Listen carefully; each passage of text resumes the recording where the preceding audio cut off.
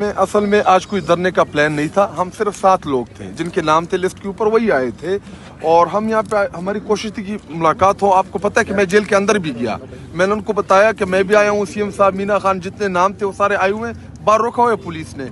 और एक बात याद रखें, इसके ऊपर हम ऐसा रिएक्ट करेंगे, ये कोई गप है कि आप मेरे 5-6 करोड़ आवाम के सूबे के चीफ मिनिस्टर को रोड के ऊपर बिठा दे। हम आपको इन रोडों के ऊपर बैठने वाले लोग नहीं है। वो रिएक्शन देंगे ना। देखिए, आप ये एक्शन कर रहे हैं, हम इसका रिएक्शन देंगे।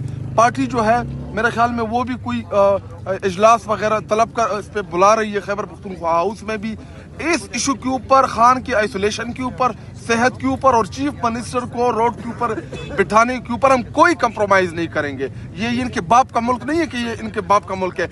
इधर ना ये आइन मानते हैं ना कानून मानते हैं। हम करें क्या इनके साथ? इनके ऊपर चढ़ाई कर दें।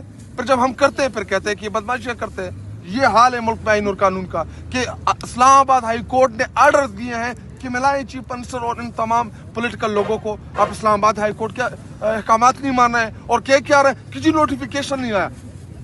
बाढ़ में जाए उसका नोटिफिकेशन करना है नहीं करना, हमें क्या फर्क पड़ता है किसी के नोटिफिकेशन से? हमारा लीडर अंदर है। हमें पूरी पाकिस्तानी कौम इस वक्त अजियत में मुब्तला है कि अल्लाह ना करे कि खान की सेहत कैसी है। मजाक बनाया हुआ है। हम रिएक्ट करेंगे इस मामले पर, इतना आसानी से नहीं छोड़ने वाले। सीएम साहब, आप कुछ कहना चाहोगे?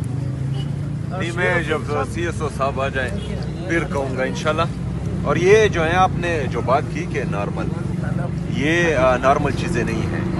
इंटरनेशनल मीडिया ने भी कवरेज दी हुई है इस चीज़ को। आज हमारा हालांकि प्लान नहीं था।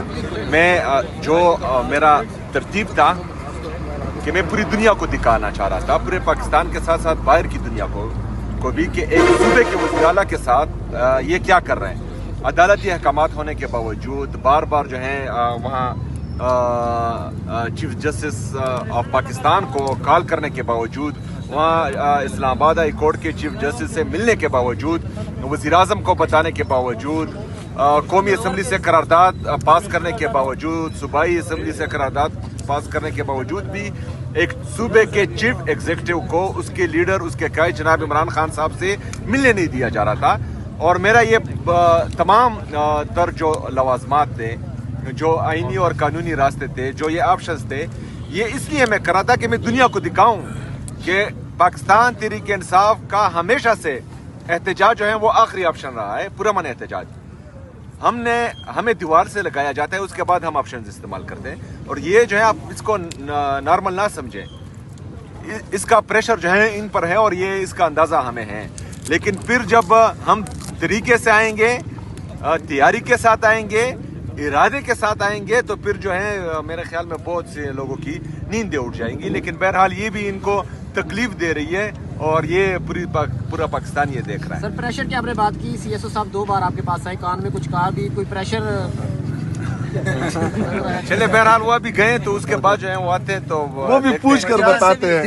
सीएम साहब ने जो कहा है ना, सीएम साहब ने यही कहा है। लास्ट टाइम जब सीएम साहब आए थे उन्होंने यही कहा कि हम तमाम ऑप्शंस इस्तेमाल करना चाहते हैं। उसके बाद फिर उन्होंने लास्ट टाइम भी तजिया निगारों और सहाफ़ियों के ऊपर छोड़ा कि फिर आप बताएं कि फिर मैं आगे क्या करूं। ये भी उस ऑप्शन में से एक ऑप्शन है कि यहाँ पे बैठे और सिर्फ पाकिस्तानी अवाम के सामने इनका चेहरा सामने लेके आना चाहते हैं।